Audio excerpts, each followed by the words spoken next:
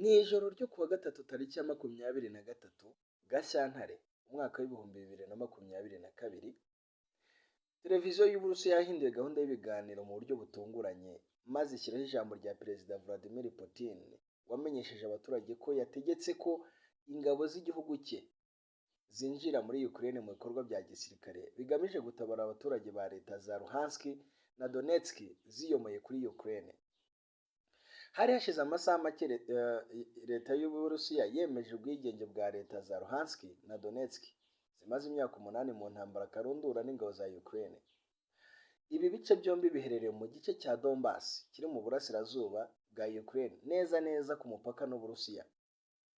Putin avuga ko abarwanyi b'izo leta batangira guhangana n'ingabo za Ukraine, leta y'icyo gihugu yakoze ibikorwa by'ihohotera ku baturage ba leta ziyomoye kuri Ukraine, ibikorwa perezida avuga ko biri ku rwego rwa jenoside. Nyuma y'amasaha make Putin ategetse ko ingabo z'Uburusiya zinjira muri Ukraine mu bikorwa byo kwambura intwaro ingabo z'icyo gihugu, humvikanye ibisasu biremereye byarashwe mu bice bitandukanye bya Ukraine birimo n'umurwa mukuru Kiev, kimwe n'indi mijyi yo muri Ukraine. Perezida Putin kandi ntiyasoreje aho, kuko yaburiye buri wese uzivanga mu bikorwa by'Uburusiya kuko azahura n'ibyago bikomeye bitigeze bibaho mu mateka y'isi. Igitero cy'Uburusiya muri Ukraine nicyo cya mbere gikomeye kibaho kuva intambara ya kabiri y'isi yarangira mu 1945. Bikaba byitezwe ko kizateza ibyago bikomeye cyane birimo ubuhunzi ku baturage barenga miliyoni 5, idindira ry'ubukungu bw'isi ndetse n'ibihano karundura bizafatirwa Uburusiya. Ikibazo gikomeye kibazwa na benshi ni ukumenya impamvu Putin yahisemo gufata icyemezo gikomeye nk'iki kizagira ingaruka zikomeye cyane kuri buri wese utuye iyi si, n'impamvu Ukraine ifite agaciro kangana gutyo imbere y'Uburusiya. Ibi byose bifite impamvu. Uburusiya ndetse na Ukraine bifitanye isano y'amateka. Reka mbahe incamake cyangwa se mbabwire mu ncamake y'amateka y'Uburusiya na Ukraine. Reka ntangire. Mu 2005 ubwo Perezida Vradimir Putin yavugaga ijambo rigaragaza uko igihugu gihagaze, yavuze ko isenyuka rya leta zunze z'abasoviyete USSR aricyo cyago gikomeye cyabayeho mu kinyejana cya 20. Ibi byago nk'uko Perezida Putin abyita byabaye mu 1991 ubwo USSR cyangwa se leta zunze z'abasoviyete yasenyukaga. Ibihugu 15 byari bigize birimo Uburusiya na Ukraine bigatangira kwigenga mu buryo bwuzuye. Gusenyuka kwa USSR bifite imizi miremire ishobora kuva mu mpera z'intambara ya kabiri y'isi.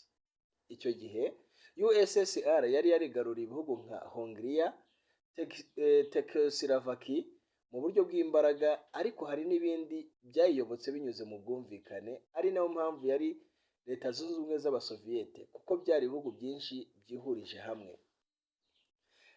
Mu rwego rwo kugabanya imigenderanire hagati y'Ubudage bw'uburasirazuba bwari ku ruhande bwa USSR cyangwa se leta zunze ubumwe z'abasoviyete n'Ubudage ku burengerazuba bwari buri ku ruhande rw'Uburayi, mu 1961 hubatswe urukuta rwa Berire. Intambara, iterambere ry'Uburayi n'ibindi bihugu kimwe n'ihungabana ry'ubukungu muri USSR byatumye uru rukuta rusenywa mu 1989, runaba ikimenyetso cya nyuma cy'irindimuka rya USSR. Ibihugu byinshi bisubirana ubwigenge byahoranye. USSR yari ihuriro ryari rifitanye ubufatanye bwimbitse mu bya politiki, ubukungu, igisirikare n'izindi nzego, ariko byari akarusho ku Burusiya bwari igihugu kinini muri USSR, ndetse na Ukraine yari igihugu cya kabiri mu kugira imbaraga muri USSR.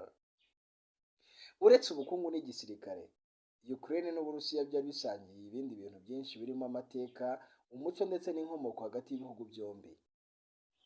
Amateka yerekana ko Uburusiya, Ukraine na Belarusi bifite inkomoko mu bwami bwa Kievan-Rus bwabayeho hagati y'ikinyejana cya 9 n'ikinyejana cya 13.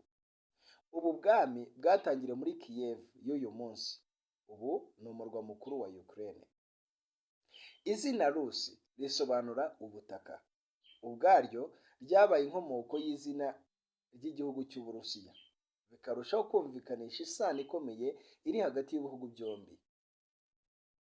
Mu mwaka w'1654 Uburusiya na Ukraine byari byarabaye ibihugu bitandukanye, ariko biza gusinya amasezerano yo kwihuza azwi nka Pereyaslav. Kuva icyo gihe kugera mu ntangiriro z'ishingwa rya USSR mu 1917, Ukraine n'Uburusiya byakomeje kugirana umubano ukomeye cyane cyane, henshi bigafatwa nk'igihugu kimwe. Nk'urugero, habarurwa ko nibura 1/3 cy'abaturage miliyoni 44 ba Ukraine bavuga Ikirusiya nk'ururimi rwabo rwa mbere cyangwa ururimi rwabo gakondo. Ni mu gihe umuturage umwe muri 6 ba Ukraine afite inkomoko mu Burusiya. Mu 1954 Uburusiya bwahaye Ukraine agace ka Crimea nk'impano yo kwishimira umubano w'impande zombi wari umaze imyaka isaga 300. Uretse ibi bitari bisobanuye ikintu kinini, kuko ibihugu byombi byari bikiri muri USSR. Aka gace kaje kongera kugenzurwa n'Uburusiya mu 2014 nyuma y'uko gatora icyo cyemezo.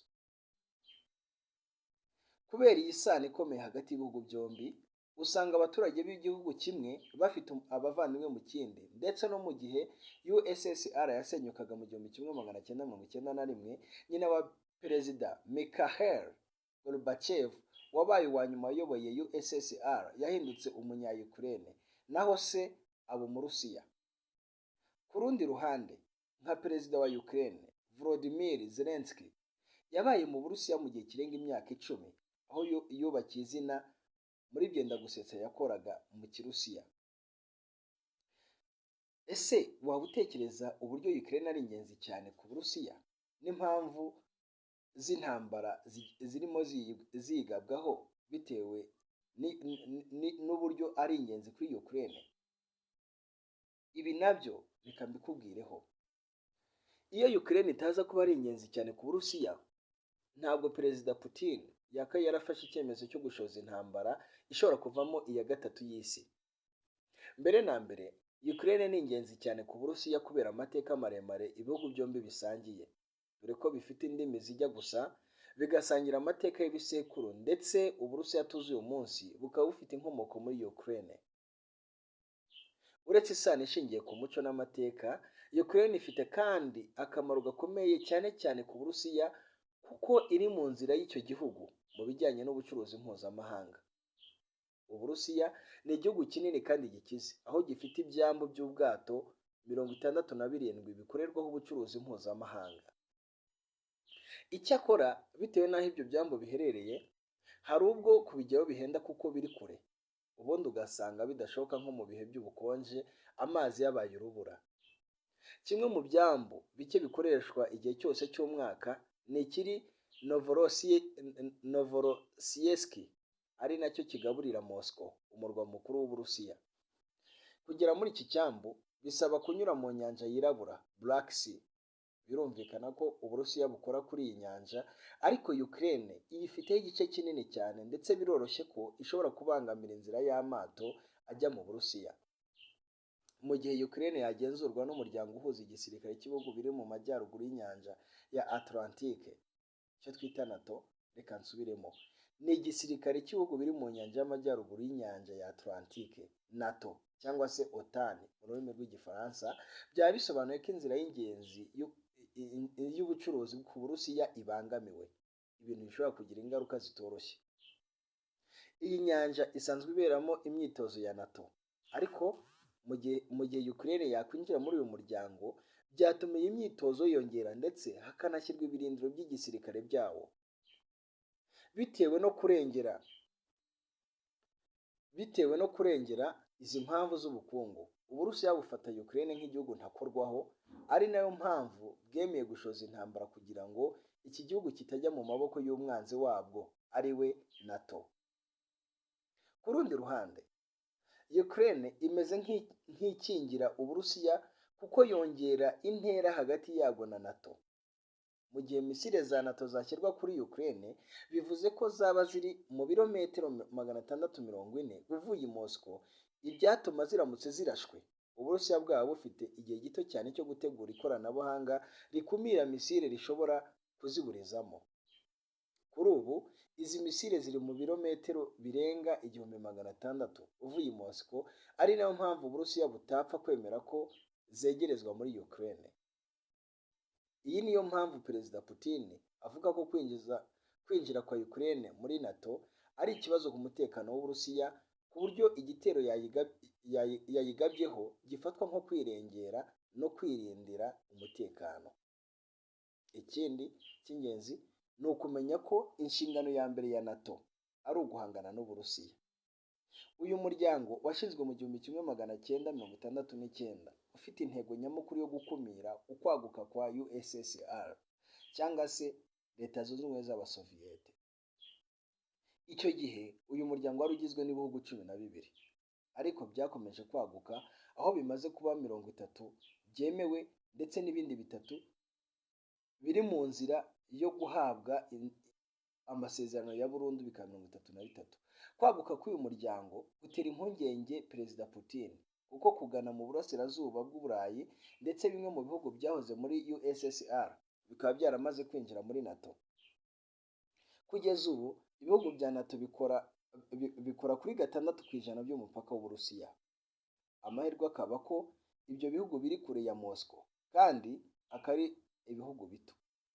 Icyakora kuri Ukraine biratandukanye. Iki gihugu ni icya kabiri kinini mu Burayi nyuma y'Uburusiya, aho umupaka w'ibihugu byombi ari muremure kuko urenga ibirometero 2295 ku butaka no mu mazi. Akamaro ka Ukraine kandi karenze gusa iby'umupaka n'amateka, bikanagera ku mutungo kamere. Iki gihugu ni kimwe mu bifite umutungo kamere utubutse, hakiyongeraho ubutaka bwera cyane. Bitangazwa ko mu gihe ubutaka bwa Ukraine bwabyazwa umusaruro mu buryo bwuzuye, bwagaburira abaturage hafi miliyoni 600. Ukraine ni igihugu cya gatatu mu bifite gaze nyinshi mu Burayi, ikaba iya 13 ku isi. Iki gihugu gifite impuzandengo ya 0.4 by'ubuso bw'isi, kikagira 0.8 by'abaturage b'isi, ariko kikanagira 5% by'umutungo kamere w'isi, nubwo mwinshi utaratangira kubyazwa umusaruro. Ibi bituma buri wese yaba NATO n'Uburusiya yifuza kugira ukuboko muri iki gihugu kigereranywa na Repubulika Iharanira Demokarasi ya Kongo mu Burayi. Muri make, Ukraine isobanuye byinshi ku mateka y'Uburusiya, ikavuga byinshi ku bukungu bwabwo ndetse ikanasobanura byinshi ku mutekano w'Uburusiya. Byose bikava ku mpamvu nyamukuru Perezida Putin atigeze arebera igihe yabonaga ko Ukraine iri kujya mu maboko y'umwanzi ariwe NATO. NATO igaragara mu kibazo cy'Uburusiya ndetse na Ukraine, ndetse bigatuma intambara ikomeje kuba ikibazo ku butaka bwa Ukraine. Ese NATO yaba ifitemo ubushukanyi? Ese ubwo bushukanyi bwabaye ryari butuma Putin atihanganira NATO? Ibi nabyo nabigushakiye. Kuva Putin yatangiye kugaragara muri politiki y'Uburusiya mu 1999, uyu mugabo ntigeze na rimwe yishimira kwaguka kwa NATO. Ubwo Uburusiya bwemeraga amasezerano yo kwihuza ku Budage bw'iburasirazuba n'uburengerazuba mu 1990, NATO yemereye Uburusiya ko itazongera umubare w'ibihugu cyane cyane biri mu burasirazuba bw'Uburayi byahoze biri muri USSR. Kuva icyo gihe ibihugu byari bimaze kwinjira muri uwo muryango byari 13.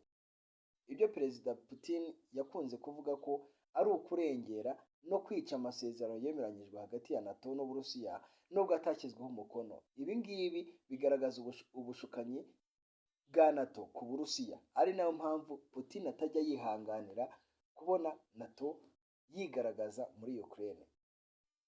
Uko NATO yakomeje kwaguka igana mu Burusiya, niko abaturage ba Ukraine bakomeje kugira ubushake bwo kugana mu muryango w'ubumwe bw'Uburayi, European Union. ibintu byatekerezwaga nk'ibidashoboka nyuma gato y'isenyuka rya USSR. Abayobozi ba Ukraine bahoze bafitanye umubano mwiza n'Uburusiya, ariko ibintu byatangiye guhinduka mu 2004 ubwo abayobozi badashyigikiye Uburusiya batangiye kugira ijambo muri Ukraine. Mu 2010 Viktor Yanukovych uri ku ruhande rw'Uburusiya yatsinze amatora. Mu 2013 aza kwanga gusinya amasezerano yari bworoshye ubucuruzi hagati ya Ukraine na European Union cyangwa se umuryango w'ubumwe bw'Uburayi, ahubwo ahitamo gusinya amasezerano n'Uburusiya bwamuteye inkunga ingana na miliyari 15 z'amadolari y'Amerika. Ibi byateye imyigaragambyo ikomeye yamenyekanye nka Euromaidan. Irangira Perezida Yanukovych avuye ku butegetsi ahungira mu Burusiya. Ihunga rya Yanukovych ryababaje abaturage bo mu burasirazuba bwa Ukraine mu bice bya Luhansk na Donetsk. Bamwe batangira kwigaragambya, birangira batangaje ubwigenge, ndetse abatuye Crimea basaba kwiyunga n'Uburusiya bakava kuri Ukraine. Hagati aho, guverinoma nshya ya Ukraine yatangije umushinga wo gukura Ikirusiya mu ndimi zikoreshwa n'ubutegetsi. Ibintu byarakaje abatuye mu ibice bya Luhansk na Donetsk, byiganjemo abafite inkomoko mu Burusiya, ndetse hejuru ya 75% bakaba bavuga Ikirusiya. Abaturage baje kurema imitwe yitwaje intwaro batangiza intambara igamije ubwigenge. Ku nshuro ya mbere aba baturage bari bafite intwaro nke, gusa zigenda ziyongera bitewe n'ubufasha bw'Uburusiya. Usibye ko na leta ya Ukraine itari yarashyize imbaraga mu bikorwa byo guhangana n'iyi mitwe. Ibintu byahinduye isura muri Nyakanga 2014 ubwo indege ya Malaysian Airlines yari itwaye abagenzi 298 yaraswaga, bigashinjwa izi nyeshyamba. Icyo gihe ingabo za Ukraine zakajije ibitero ku nyeshyamba, ariko bibi by'ubusa kuko n'Uburusiya bwongereye ibikoresho, ndetse amakuru akavuga ko zimwe mu ngabo zabwo zinjiye muri iyi ntambara. Muri Kanama, impande zombi zashyize umukono ku masezerano y'agahenge azwi nk'amasezerano ya Minsk, ariko n'ubundi ntiyubahirizwa kuko intambara yakomeje hagati y'impande zombi, aho imaze guhitana abarenga 14,000 muri rusange. Kimwe mu byatumye intambara ikomeza nuko imitwe irwanya Ukraine ivuga ko igenzura igice cyose cya Donbas giherereyemo Luhansk na Donetsk, mu gihe igenerwa 1/3 gusa cy'icyo gice. Nyuma y'imyitozo yakomeje gukorwa na NATO ndetse na Amerika mu nyanja yirabura Black Sea muri Werurwe 2021, Perezida Putin yasabye ko ingabo ze zitangira gukorera imyitozo mu burengerazuba bw'igihugu cye hafi y'umupaka wa Ukraine. Iri tegeko ryaranubahirijwe muri Crimea. Ku wa 21 Gashyantare, abayobozi ba leta za Luhansk na Donetsk basabye ubufasha Perezida Putin ku cyo bavuga ko ari ibitero biri gutegurwa n'ingabo za Ukraine, mu gihe abandi benshi bahungishijwe. Ibi byabaye nyuma y'uko Putin yari amaze kwemera ubwigenge bw'izo leta zombi, aho Uburusiya bwabaye igihugu cya mbere ku isi cyazemeje. Ese amaherezo y'intambara iri hagati y'Uburusiya na Ukraine azaba yahe? Kimwe mu byitezwe hafi muri iyi ntambara ni ukwiyongera kw'ibiciro bya gazi na peteroli, kuko Uburusiya bucuruza ingana na 20% by'icuruzwa ku isi hose, mu gihe Uburayi bukoresha 48% by'iyo buvanye mu Burusiya. Ni mu gihe kandi 1/3 cya peteroli Uburayi bukoresha ikomoka mu Burusiya. Kugeza ubu ibiciro bya peteroli ku kagunguru kamwe byamaze kurenga $100 bwa mbere mu myaka 8 ishize. Mu gihe iyi ntambara yarushaho kwaguka, bisobanuye ko byagira ingaruka ku biciro bya gazi na peteroli, kandi bigira ingaruka nyinshi zikomeye ku bukungu bw'isi. Byitezwe ko ubukungu bw'isi bushobora kuzagabanukaho 0.5% kubera ibihano bishobora gufatirwa Uburusiya, aho banki zabwo zishobora gukurwa mu ihuriro rizwi nka SWIFT ryifashishwa mu guhererekanya amafaranga ku rwego mpuzamahanga. gusa ibi ngibi ndatekereza bitagira ingaruka zikomeye ku Burusiya kuko Uburusiya bufite umurongo wo gukoresha amafaranga ari digitali atandukanye n'aya dukoresha y'ibiceri cyangwa se inote. Abarusiya bafite umurongo wo gukoresha cryptocurrency, amafaranga ari digitali agezweho, ari decentralized. Ibi ngibi bizatuma agaciro ka Bitcoin ndetse no gukoresha cryptocurrency bizamura ubukungu bw'Uburusiya. Ntekereza ko bitazijya bihungabanya ifaranga ry'Uburusiya n'ubukungu bwabyo. Izi ngaruka kandi zishobora kugera ku rwego rwa politiki kuko zishobora gutuma ibindi bihugu bikomeye nabyo bitera ikirenge mu cy'Uburusiya kuko hakiri byinshi bikunze kugaragaza ko byibwe ubuso bwabyo. Ku ruhande rwa Putin, iyi ntambara ishobora gutuma Perezida Putin arushaho kugira igikundiro kuko ubwo yateraga Crimea muri 2014 igipimo cy'uburyo yishimiwe cyarenze 90%, dore ko Abarusiya benshi bagaragaje ko batishimiye ko Ukraine ijya muri European Union. Muri iyi ntambara kandi ishobora kurushaho guca intege Amerika n'ibihugu byo mu burengerazuba bw'isi ku buryo amahame nka demokarasi ashobora kugenda ata agaciro mu bihe biri imbere. Igiteye ubwoba muri ibi byose ni mu gihe haramuka hatangijwe intambara ishobora guhuza NATO n'Uburusiya mu buryo bwuzuye. Ukraine ikora kuri Polonye n'ibindi bihugu bine bya NATO.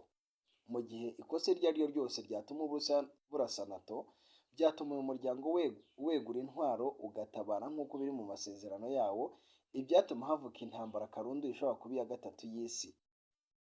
Yarwana hifashishije intwaro za kirimbuzi, dore ko impande zombi yaba Uburusiya ndetse na NATO zifite izi ntwaro za kirimbuzi.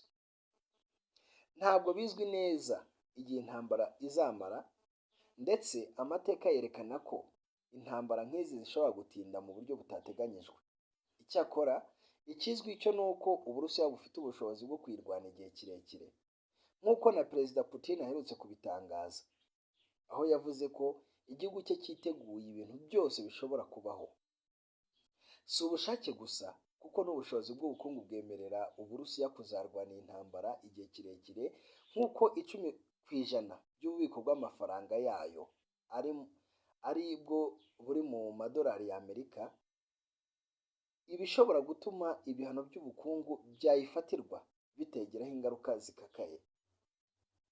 Mu gihe iyi ntambara yamara igihe kirekire, birashoboka ko ishobora gucamo ibice bimwe mu bihugu bigize NATO ndetse na European Union. Kuri ubu byinshi muri ibyo bihugu bishyigikiye icyemezo cyo guhana Uburusiya, uretse ko ibi bishobora kubigiraho ingaruka zirimo izamuka rya gazi naryo ryatuma habaho izamuka ry'ibiciro ku masoko, bityo ubukungu bugahungabana muri rusange. Nk'ubu bimwe mu bihugu by'Uburayi cyane cyane mu burasirazuba bikoresha gazi bikuye mu Burusiya ku kigero cy'100%, kandi nta bundi buryo bwo kwisimbuza. Urugero ni nka Macedonia, Bosnia, Herzegovina na Moldova, aho gazi bikoresha yose ituruka mu Burusiya. Ibindi ni nka Finland ikura mu Burusiya 94% bya gazi ikoresha, mu gihe Latvia ikoresha 93%. Iki kigero kiri kuri 77% muri Bulgaria, ndetse kikaba kuri 49% mu Budage na 46% mu Butaliyani, ndetse na Polonye ifite 40%, mu gihe Ubufaransa bukoresha 24% bya gazi y'Abarusiya. Kubera ko guhindura amasoko no gukura gaze mu bindi bice nka Amerika na Qatar bihenze cyane, byitezwe ko ibihugu bimwe na bimwe bizarushaho kudakoma rutenderi ku birebana n'icyemezo cy'Uburusiya cyo gutera Ukraine, mu rwego rwo kwirinda ibyago byabaho mu gihe gaze bikora mu Burusiya yahagarikwa. Mu gihe byagenda gutya, bisobanuye ko ibyemezo bya NATO na European Union ku Burusiya bishobora kutagera ku kintu gifatika, kuko ibyinshi muri byo bitorerwa, bityo bikaba bishobora kwangwa na bimwe mu bihugu byagirwaho ingaruka n'ibihano bizafatirwa Uburusiya.